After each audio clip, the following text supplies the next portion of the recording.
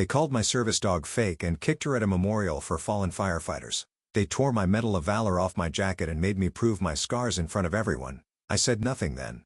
That was 6 months ago.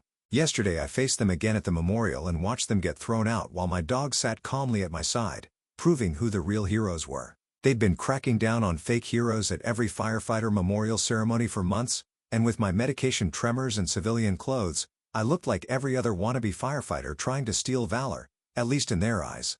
I looked so pathetic that other firefighters avoided me, until someone whispered my story. Then they'd salute, tears in their eyes. So when 2 fire department honor guard members quartered me at the memorial, I knew what was coming.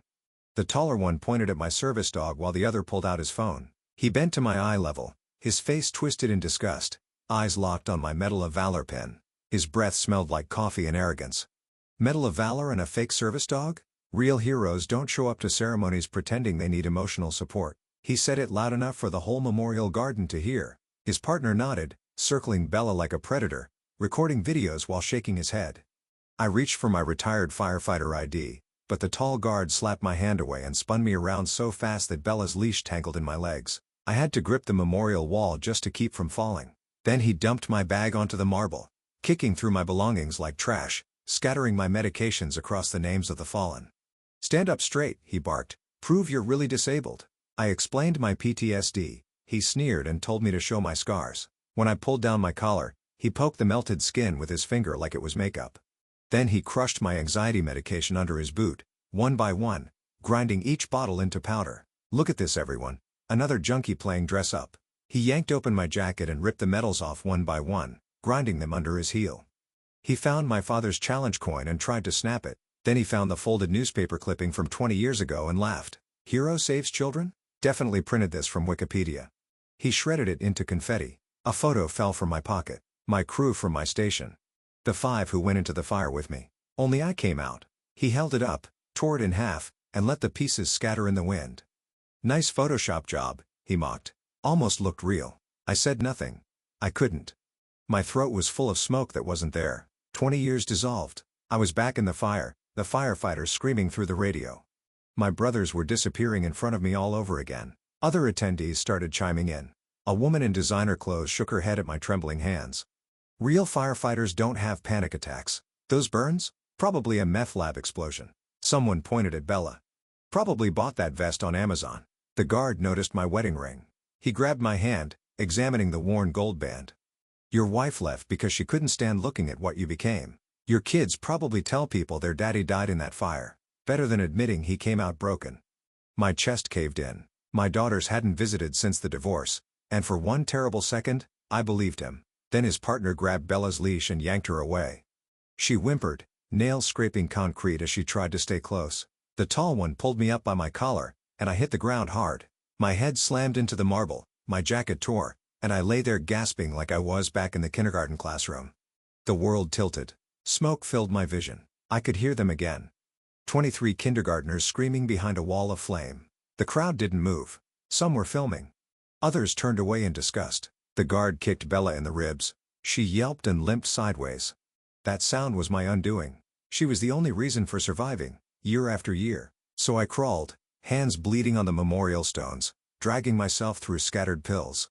All I could think was, "Get to Bella," and then a voice exploded behind us. "That's the hero from station, you ignorant fucks." Chief Jackson stormed through, eyes murderous. The guards froze. The chief's voice dropped like thunder. He saved 47 children from the school fire 5 years ago, including my daughter.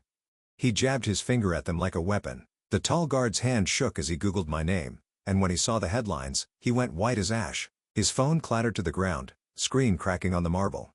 They got fired within the hour, and Bella, bruised but unbroken, limped back into my arms. Her tail wagged once, weakly, and once everything was said and done, I planned on making them pay. Because insulting me or my dog is one thing, but hurting her is another.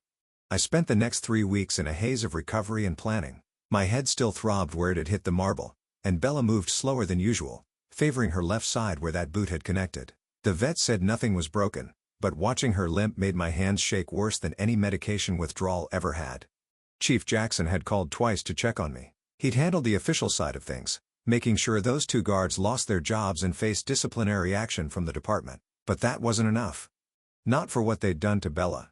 I started with research. Amazing what you can find online when you have nothing but time and simmering anger. The tall guard's name was Marcus Chen, 34 years old, married, 2 kids, worked part-time as a personal trainer when he wasn't playing dress-up in his honor guard uniform. His social media was full of gym selfies and motivational quotes about being a warrior. His partner was easier to track down. Ryan Fitzgerald, 26, still lived with his parents in the suburbs, posted constantly about his honor guard service, like it made him some kind of hero. Every other photo showed him at ceremonies, always with that same smug expression I'd seen when he circled Bella with his phone. I printed everything: their work schedules, their routines, their favorite coffee shops. Marcus went to the same gym every morning at 5 a.m. Ryan spent his evenings at a sports bar downtown, trying to impress women with stories about his service. My hands trembled as I organized the papers. Not from medication this time, from memory. The way Marcus had ground my pills into powder, the way Ryan had yanked Bella's leash, the sound she'd made when that boot connected with her ribs. I tried to sleep that night, but the smoke came back. Always the smoke. 20 years, and I still woke up choking on air that wasn't there, still heard those kindergartners screaming behind walls aflame. Bella usually helped, pressing against my chest until my breathing steadied, but now she moved carefully, protecting her injured side. The next morning I drove past Marcus' gym, watched him swagger in with his protein shake and designer workout clothes. He looked so confident, so sure of himself. No tremors in his hands, no service dog by his side, no melted skin hidden under his collar. I followed him for a week, learning his patterns. He had a routine: gym, protein shake at the juice bar next door, then home to shower before his shift. Always the same route. Always alone in the early morning darkness. Ryan was predictable too. Every Thursday night at O'Malley's, buying rounds for anyone who'd his stories. I sat in the corner one night, baseball cap pulled low, watching him demonstrate how he'd taken down a faker at the memorial. He even mimicked kicking something, and the whole table laughed. My chest tightened, the room filled with smoke that wasn't there. I gripped the table edge until my knuckles went white, counting breaths like my therapist taught me. 1, 2, 3, 4. Bella pressed against my leg under the table, and slowly the world came back into focus. I started small, found out where Marcus bought his protein powder. The shop had a loyalty program, and it only took a friendly conversation with a teenage cashier to learn about their new random quality check policy. Apparently someone had been calling in complaints about contaminated supplements. Marcus's favorite brand kept getting pulled from the shelves just before he arrived. He started showing up to work irritated, snapping at his fellow guards. I watched from across the street as he argued with his supervisor about being late. Again, Ryan's car developed mysterious problems. Sugar in the gas tank is amateur hour, but loosening battery cables? That's just unfortunate. He missed 3 shifts in 2 weeks, and I heard through the memorial ceremony regulars that he was on thin ice with the department. But it wasn't enough. Not for what they'd done to Bella. I dug deeper. Marcus had debts. Big ones. His social media showed a lifestyle his honor guard and trainer salaries couldn't support. Designer clothes, expensive watches, private school for his kids. Credit card statements aren't hard to intercept when someone throws their mail in the recycling without shredding it. Ryan had secrets too. His browser history at the public library computer told interesting stories. Dating sites where he claimed to be a full firefighter, not just honor guard. Messages to women about his combat experience and saving lives. All lies built on stolen valor, worse than anything he'd accused me of. I documented everything. Screenshots, photos, financial records. Built files on both of them, thick enough to destroy the facades they'd constructed. But I needed to be smart about it. No authorities. No media attention. This had to stay personal. The nightmares got worse as I planned. Some nights I'd wake up screaming, back in that kindergarten classroom, children's voices mixing with the roar of flames. Bella would limp over, rest her head on my chest, and we'd sit there in the darkness until dawn. Both of us broken, both of us surviving. I practiced what I'd say when the time came. Wrote it out, memorized it, tore it up, and started over. My therapist would probably say I was fixating, using revenge as a way to avoid processing trauma. Maybe she'd be right, but every time I saw Bella favor that left side, every time she flinched when someone moved too fast, the anger came back fresh. 3 weeks turned into a month. I knew their schedule was better than they did. Knew that Marcus' wife suspected his spending habits. Knew that Ryan's parents were starting to question why he was never actually fighting fires. Knew exactly how to make their carefully constructed world collapse. The morning I decided to act, Bella seemed to sense it. She stayed closer than usual, her warm weight against my leg, as I reviewed my plans one last time. The files were ready, the evidence organized, All I had to do was execute. But first, I had to get past the tremors. Had to push through the smoke that filled my vision every time I thought about confronting them. Had to be stronger than the broken thing they'd left on the memorial stones. I looked at the Medal of Valor Chief Jackson had replaced. At the new copies of my father's challenge coin and crew photo. At all the things they'd tried to destroy. Then I looked at Bella, still loyal despite everything. Still trusting despite the pain they'd cost her. Tomorrow, I decided. Tomorrow, I'd start making them understand what they'd done. Not through violence or legal channels. Through something far more personal. Through the slow dismantling of everything they'd built on arrogance and cruelty. They thought they'd broken me. Thought they'd exposed a faker. But they'd forgotten something important about real firefighters. Something 20 years of PTSD and medication tremors couldn't erase. We don't leave anyone behind. Not our brothers who died in the flames. Not the children we saved. And especially not the service dog who'd kept us alive when the smoke threatened to take us too. Following someone to their gym at 5 a.m. and memorizing their protein shake routine. I mean, who hasn't done a little light stalking while planning their revenge, right? The part where he's sitting in the corner of the bar, watching Ryan act out the dog kicking like it's his greatest hits performance is just, wow, Buddy really thinks that's his crowning achievement. Marcus and Ryan were about to learn what happened when you kicked a hero's dog. They were about to understand that some forms of justice didn't come from courtrooms or disciplinary boards. Some justice came from the careful, methodical destruction of everything you'd built on lies. The first phase of my plan started with Marcus Chen's gym routine. I arrived at 4:45 a.m., 15 minutes before he usually showed up, and positioned myself near the juice bar entrance. My hands shook as I gripped the steering wheel, but this time the tremors came from anticipation, not medication withdrawal. Marcus pulled into the parking lot at exactly 5:02 a.m. in his black BMW, the one he couldn't afford. I watched him check his reflection in the side mirror before heading inside. Always the same vanity, the same swagger that reminded me of how he'd stood over me at the memorial. I waited 10 minutes, then entered the juice bar next door. The teenage cashier recognized me from my previous visits and waved.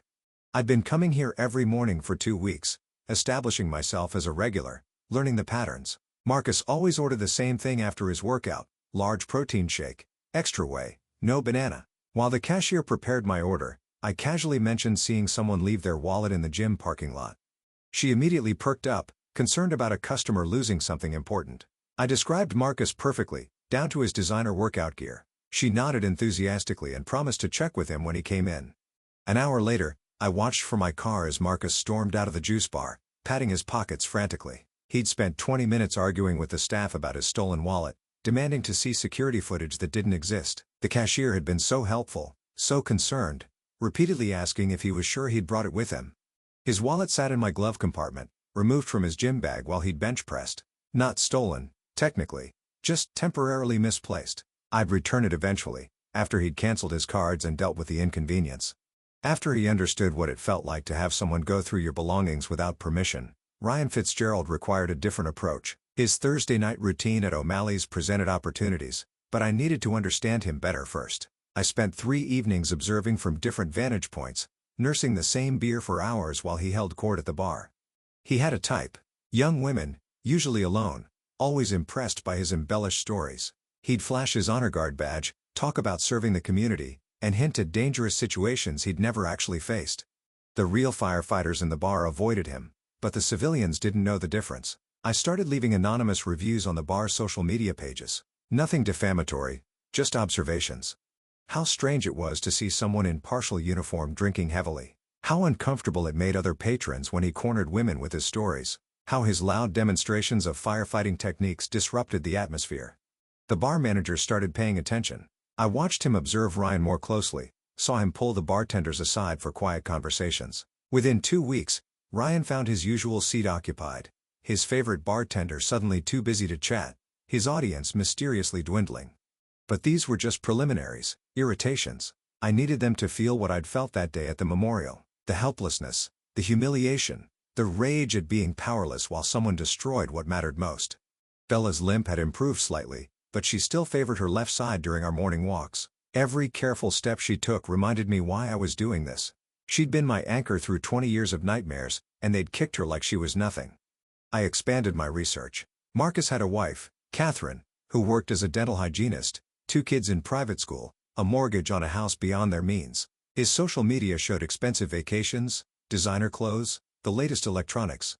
All financed by maxed-out credit cards and personal loans. The key was his side business, personal training clients who paid cash, income he didn't report. I documented everything. Client names, session times, payment amounts. The IRS might be interested, but that felt too impersonal, too official. This needed to stay between us. Ryan's vulnerability was simpler. He lived for validation, for the image he'd created. Take that away, and he had nothing. No real accomplishments, no actual service record to fall back on. Just a 26-year-old playing dress-up, living with his parents, pretending to be something he wasn't. I created anonymous social media accounts and began sharing photos from that day at the memorial. Not the whole story, just carefully cropped images. Ryan circling an injured service dog. Marcus grinding medication under his boot. No context, no accusations, just the images, tagged with the fire department's official accounts. The post gained traction slowly. Other memorial attendees recognized the scene, added their own comments. Someone mentioned seeing a veteran on the ground. Another recalled the service dog's yelp. The fire department's social team took notice, started asking questions. Marcus noticed first. I was parked across from his gym when he came storming out. Phone pressed to his ear, gesticulating wildly. His workout had been cut short. Something had upset him enough to break his sacred routine. I followed at a distance as he drove to Ryan's house, watched them argue in the driveway. Marcus kept showing Ryan his phone, pointing at the screen. Ryan shook his head, threw his hands up, went back inside. Their partnership was already fracturing. The tremors in my hands had calmed over the weeks of planning. Having a purpose, a goal beyond just surviving each day, had given me something I hadn't felt in years. Control. The smoke still came at night, but now I had something to focus on when it cleared. I decided to escalate. Marcus' wife, Catherine, deserved to know where their money really went. Not through anonymous letters or dramatic revelations, but through careful seeds of doubt. I started frequenting the coffee shop near her dental office, becoming just another regular in the morning rush. Small conversations over time. Mentions of seeing her husband at the gym. How dedicated he was to his training. How impressive it was that he could afford such nice workout gear on a city employee's salary. How lucky his personal training clients were to have someone so committed. Catherine's expression changed subtly each time. The way her smile tightened when I mentioned the expensive gear. How she paused before responding about his training schedule. The questions forming behind her eyes about hours and the income that didn't quite add up. Ryan required a different touch. His parents were good people, working-class folks proud of their son's honor guard service. They didn't deserve to be hurt, but they needed to understand who their son really was. I started attending the same church they did, sitting a few pews back, just another face in the congregation. After services, I'd chat with other attendees about the memorial ceremonies. How moving they were. How important it was to honor real heroes.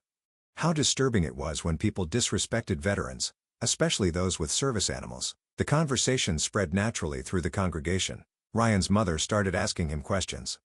I overheard her one Sunday wondering why he spent so much time at bars instead of actual fire department activities. Why he never talked about real emergency responses. The doubt was creeping in, slow but steady. Marcus cracked first. I was watching his house one evening when he came storming out, slamming the door hard enough to rattle the windows. Catherine stood in the doorway, holding what looked like credit card statements. Their voices carried across the quiet street, her demanding answers about personal training income, him deflecting with increasing desperation. He spent that night at the gym, sleeping in his car in the parking lot. I watched him try to clean up in the bathroom the next morning. Saw the exhaustion in his movements. The perfect routine was broken. The carefully maintained image was cracking. Ryan's situation deteriorated differently. The social media posts had reached former honor guard members who recognized the incident. They started sharing their own stories about his behavior, his tendency to exaggerate his role, his disrespect for actual veterans. The fire department launched a formal review of the incident. I attended the next memorial ceremony, keeping to the shadows, watching Ryan try to maintain his position. Other guards kept their distance. Attendees whispered when he passed. He stood alone at his post, the isolation visible in his rigid posture. But I'd made a mistake. In my focus on justice, I'd underestimated their desperation. People backed into corners do unexpected things, and I'd backed both of them into very tight corners. The attack came on a Tuesday morning. I was walking Bella in the park near my apartment, following our usual route. She'd been moving better lately, the limp barely noticeable. I'd relaxed my guard, focused on her recovery instead of watching my surroundings. Marcus appeared from behind a maintenance shed, moving fast. Before I could react, he grabbed Bella's leash, yanking it from my hand. She yelped, the sound triggering every protective instinct I had. But Ryan was already there, stepping out from the other side, blocking my path. They'd planned this, coordinated their response. I'd pushed them too far, too fast, and now they were pushing back. Marcus held Bella's leash tight, keeping her just out of reach while she whimpered and pulled toward me. Ryan stood between us, fists clenched, the same rage in his eyes I'd seen at the memorial. The confrontation was brief, but vicious. Ryan shoved me hard, sending me stumbling backward. My medication tremors made it hard to keep my balance, and I went down on the gravel path. The impact sent pain shooting through my still healing ribs. Marcus laughed, the same cruel sound from the memorial. He wrapped Bella's leash around a bench, leaving her straining against it while he joined Ryan in standing over me. 2 against 1, just like before. Only this time, there was no Chief Jackson coming to save me. They laid out their terms clearly, stopped whatever I was doing, deleted the social media posts, stopped talking to their families, stopped showing up at their places, or next time Bella wouldn't be so lucky. The threat was explicit, the meaning clear. I stayed on the ground, playing the broken veteran they expected to see. Let them think they'd won. Let them walk away feeling powerful. But inside, something had shifted. They'd threatened Bella again. Made the same mistake twice. After they left, I held Bella close, checking her for injuries. She was scared but unharmed, pressing against me for comfort. We sat there on the path for a long time, her warmth grounding me as I processed what had happened. They thought they'd intimidated me into silence. They thought the broken firefighter with PTSD would crawl away and hide. They'd forgotten that I'd run into burning buildings when everyone else ran out. They'd forgotten that fear was just another obstacle to overcome. The game had changed. They'd escalated to physical confrontation, to direct threats, but they'd also revealed their desperation, their coordination, their weakness. They were scared enough to work together despite their fracturing partnership. Scared enough to risk another assault. I adjusted my strategy. No more indirect pressure. Oh man, 2 grown-ass men ambushing a guy and his dog in a park like they were planning a middle school fight behind the bleachers. I love how Marcus and Ryan went from tough guys at memorials to basically becoming the world's worst detective duo, complete with hiding behind sheds and coordinating their big scary confrontation. Their master plan is stop being mean to us or we'll hurt your dog. Real genius level thinking there, boys. No more slow erosion of their lives. They'd made this personal again, and personal required a different approach. They'd shown me they were willing to hurt Bella to protect themselves. That knowledge changed everything. I spent the next week preparing, not for revenge but for resolution. They needed to understand that their actions had consequences, that their threats only strengthened my resolve. But I had to be smart about it, had to use their desperation against them. Marcus's financial situation was imploding. Catherine had kicked him out, and he was burning through cash staying in hotels. His personal training clients were disappearing as word spread about his debts. The perfect image he'd cultivated was in ruins. Ryan's review with the fire department was going poorly. Multiple witnesses had come forward about the memorial incident. His social media presence, once his pride, had become evidence against him. His parents' disappointment was evident in their strained interactions at church. I started leaving them messages, not threats, just observations. Photos of Marcus sleeping in his car, screenshots of Ryan's dating profiles with their false claims, evidence of their lies, delivered to their phones at unexpected moments, reminders that I was watching, that I knew everything. The psychological pressure was working. Marcus started making mistakes at the gym, dropping weights, snapping at clients. Ryan began drinking more heavily at O'Malley's, his stories becoming sloppier, his desperation more obvious. They were unraveling, and they knew I was the cause. The final phase required precision. I needed them together, needed them to make a choice. So I sent them both the same message: meet me at the memorial where this started, or everything I have goes public. Their debts, their lies, their assault in the park, everything. They showed up, of course. Desperation made them predictable. I waited by the wall where they'd humiliated me, Bella steady at my side. She wasn't limping anymore, her strength returned. We'd both healed, both found our resolve. Marcus arrived first, his BMW sputtering on fumes he couldn't afford to replace. His designer clothes were wrinkled, his perfect image tarnished. Ryan came minutes later, his parents' car because his own still wouldn't start reliably. They stood together but apart, their partnership strained to breaking. I laid out my terms simply: leave the fire department, both of them, resign from the honor guard, find other work, never wear the uniform again. In exchange, I'd destroy the evidence, delete the files, let them rebuild their lives elsewhere. They could start over, but not as false heroes. The alternative was everything going public. Every lie, every debt, every shameful secret. Their families would know everything. Their employers would receive detailed documentation. Their carefully constructed identities would be demolished completely. Marcus broke first. The financial pressure, the collapse of his marriage, the loss of his image, it was too much. He agreed through gritted teeth, his hands shaking with rage, but his options exhausted. He knew I had him cornered. Ryan held out longer, clinging to his hero, but when Marcus turned on him, revealing Ryan's lies to save himself, the younger man crumbled. They turned on each other viciously, each blaming the other for their situation, their partnership dissolving into mutual accusations. I watched them implode with grim satisfaction, not because I enjoyed their pain, but because justice required consequences. They'd attacked a veteran with PTSD and kicked his service dog. They'd threatened us again when cornered. Now they were facing the results of their choices. Their resignation letters were submitted within a week. Marcus found work as a regular personal trainer, no uniform to hide behind. Ryan moved back in with his parents permanently. His dreams of glory reduced to job applications at retail stores. Their honor guard days were over, but my victory felt hollow. The anger that had driven me for months began to fade, replaced by the familiar weight of trauma.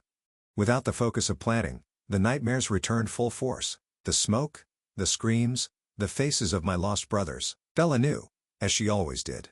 She pressed closer during the bad nights, her steady breathing, a reminder that we'd survived. We'd faced our attackers and won, but the real battle was still eternal, always had been. Chief Jackson called one afternoon, his voice carefully neutral. He'd heard about the resignations, about the circumstances surrounding them. He didn't approve of my methods, but he understood. Sometimes justice came from unexpected directions. He invited me to the next memorial ceremony, promised I'd be welcomed properly this time. No harassment, no questions about my service, just respect for what I'd sacrificed and recognition for what I'd saved. It was an olive branch, a path back to the community I'd lost. I thought about it for days, weighing the invitation against my fear of crowds, of judgment, of being vulnerable again. The tremors were still there, the medication still necessary. The PTSD hadn't magically disappeared with my victory over Marcus and Ryan, but Bella deserved better than hiding. She'd stood by me through everything, faced danger because of my choices. Maybe it was time to stop letting fear dictate our lives. Maybe facing the memorial again, properly this time, was the real victory. The morning of the ceremony, I put on my dress uniform for the first time in years. The medals Chief Jackson had replaced gleamed against a dark fabric. My father's challenge coin sat heavy in my pocket. Bella wore her service vest proudly, no trace of her former limp. We drove to the memorial as the sun rose, painting the sky in shades of amber and gold. My hands trembled on the steering wheel, but not from medication this time, from anticipation, from hope, from the possibility of reclaiming something I thought lost forever. The parking lot was already filling with firefighters and families. Some recognized me, nodding respectfully. Others simply saw a veteran with his service dog returning to honor the fallen. No one questioned my right to be there. I stepped out of my car, Bella at my side, and immediately spotted trouble. Marcus Jens stood near the memorial entrance, no longer in uniform, but wearing a suit that screamed desperation. His eyes locked onto mine with unmistakable hatred. Ryan Fitzgerald lurked by the flagpoles, fidgeting with something in his pocket. They weren't supposed to be here. Their resignation letters had been clear about staying away from department events. But desperation makes people stupid, and these two had nothing left to lose. I kept walking, maintaining steady eye contact with Marcus. Bella tensed beside me, sensing the threat. Other firefighters began noticing the standoff, conversations dying as tension rippled through the gathering crowd. Marcus moved first, intercepting my path with calculated precision. His hand shot out, not to strike but to grab my Medal of Valor, the replacement Chief Jackson had given me. His fingers closed around it, trying to rip it from my uniform. I caught his wrist, my grip surprisingly steady despite the tremors. We stood frozen for a moment, locked in this absurd tug-of-war over a piece of metal that meant everything and nothing.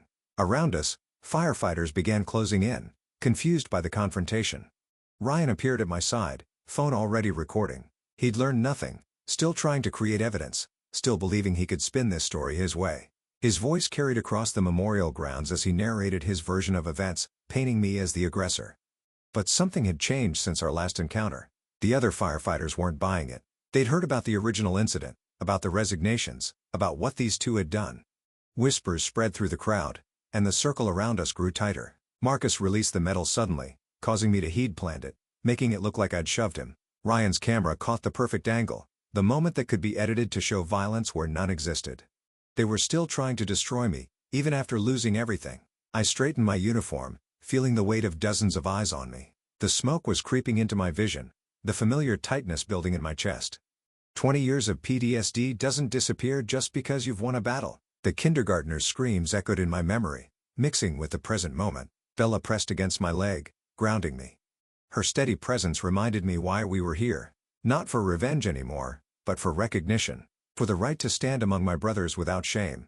Chief Jackson emerged from the administration building, his expression darkening as he took in the scene. He'd warned them to stay away. The resignation agreements had been explicit, yet here they were, violating the terms and disrupting a sacred ceremony. Marcus saw the chief and panicked. His carefully planned manipulation crumbled as he realized the consequences of showing up. He turned to the crowd, desperate now, and began his performance. He talked about unfair treatment, about being forced out, about corruption in the department. The firefighters listened in stony silence. These were men and women who'd run into burning buildings, who'd held dying strangers, who'd seen the worst humanity had to offer. They could smell lies like smoke on the wind. Ryan tried a different approach. He pulled out printed screenshots, waving them like evidence. The social media posts I'd made, the documentation of their lies. He spun it as harassment, as stalking, as a vendetta by a mentally unstable veteran. His voice grew more frantic with each word, but he'd made a critical error.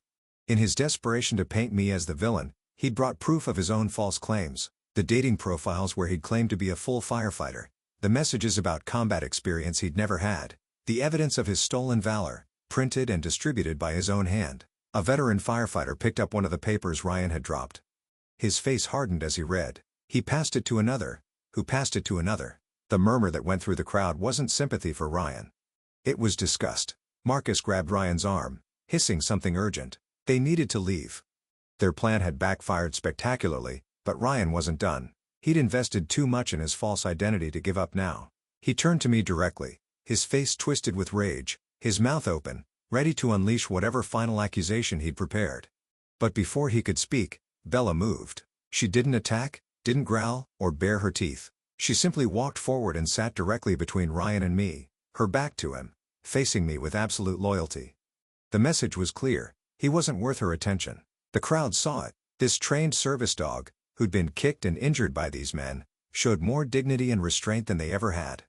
Someone started slow clapping, then another, then dozens of firefighters were applauding, not for the confrontation, but for Bella's quiet demonstration of character. Marcus and Ryan stood isolated in the center of the memorial, surrounded by the community they'd tried to infiltrate with lies. No one spoke to them. No one acknowledged them beyond the wall of disapproval. They'd wanted to be heroes so badly they'd attacked a real one. Now they faced the consequence they feared most, irrelevance. Chief Jackson approached them with 2 security officers. The conversation was brief and one-sided. They were trespassing, violating their resignation agreements, and disrupting a memorial ceremony. They could leave voluntarily or be removed, their choice. I love how Bella just walks up and sits down with her back to Ryan like, "You're not even worth a tail wag, sir." That slow clap starting up must have felt like being the villain in a high school movie, where everyone suddenly realizes who the real jerk is. Marcus left first, his shoulders slumped in defeat. The designer suit couldn't hide what he'd become. A man who'd lost everything chasing an image. Ryan followed, still clutching his phone, still recording nothing that would save him. They walked to their cars alone, watched by the entire firefighter community they'd once tried to impress. I stood there shaking, not from medication this time but from adrenaline. The confrontation had triggered every PTSD response I had, but I'd stayed standing. I'd faced them without violence, without losing control, without becoming what they'd accused me of being. The ceremony proceeded as planned. I found a spot near the back, preferring the shadows to the spotlight. Other veterans nodded as they passed, quiet acknowledgments of shared understanding. No one made a fuss. No one treated me as special. I was just another firefighter honoring the fallen. During the reading of names when they reached my station from 20 years ago, I felt the familiar tightness in my throat. 5 names, 5 brothers who didn't make it out. The smoke filled my vision, but this time I didn't fight it. I let the memory come. Let the grief wash over me. Let Bella's presence anchor me to the present. After the ceremony, firefighters approached in small groups, not to offer pity or make grand gestures, but to share their own stories. A captain talked about his panic attacks, a paramedic mentioned her service dog, a rookie admitted he took medication for anxiety after a particularly bad call. We were all broken in some way. That's what made us brothers. Catherine Chan appeared as I was preparing to leave. Marcus' soon-to-be ex-wife looked exhausted, but determined. She thanked me quietly for exposing the truth about their finances. She'd suspected for years, but needed proof. The divorce would be finalized soon, and she could start rebuilding without his lies. Ryan's parents were there too, standing awkwardly by their car. His mother had tears in her eyes. She apologized for her son's behavior. "They'd raised him better than this," she said. "They didn't understand where they'd gone wrong." I had no answers for her. Some people choose their own path, despite every advantage. The parking lot slowly emptied as the sun reaches peak. I sat in my car for a moment, processing what had just happened. Marcus and Ryan had tried one last manipulation, one final attempt to destroy what they couldn't have. They'd failed because the truth has a weight that lies can't match. Bella curled up in the passenger seat, finally relaxing after the morning's tension. Her tail wagged once as I started the engine. We'd faced our demons in one, not through revenge or violence, but through simple endurance. Through refusing to be broken by those who'd never been tested. The drive home was quiet. No music, no radio chatter, just the sound of the engine and Bella's steady breathing. The tremors in my hands had calmed. The smoke had cleared from my vision. For the first time in months, I felt something approaching peace. That evening, I sat on my apartment balcony, watching the sunset. Bella lay beside me, no longer favoring her injured side. We'd both healed in our own time, in our own way. The physical wounds were easiest. The mental ones would take longer, but that was okay. I'd been fighting them for 20 years. I could keep fighting. My phone buzzed with a message from Chief Jackson. The department was implementing new policies for better screening for those claiming service. Marcus and Ryan's actions had led to positive change. Even if it hadn't been their intention, sometimes good comes from the worst situations. I deleted the files I compiled on them. The screenshots, the financial records, the evidence of their lies. They didn't matter anymore. Marcus and Ryan would have to live with their choices, find new paths forward without the false identities they'd built. That was punishment enough. The nightmares would come again tonight. They always did. I'd wake up choking on smoke that wasn't there, hearing screams from 20 years ago. But Bella would be there, steady and patient, reminding me that I'd survived, that I'd saved who I could, that being broken didn't mean being worthless. I thought about the kindergartners from the fire. 47 lives that continued because I'd run in when others ran out. They were adults now, living their own lives, probably never thinking about the scarred firefighter who'd carried them to safety. That was as it should be. Heroes don't need recognition. They just need to know they did their job.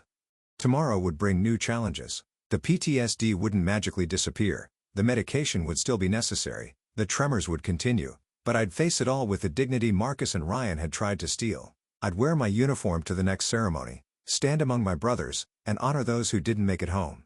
Bella stirred beside me, her head finding its way onto my lap. I stroked her fur gently, feeling the steady rise and fall of her breathing.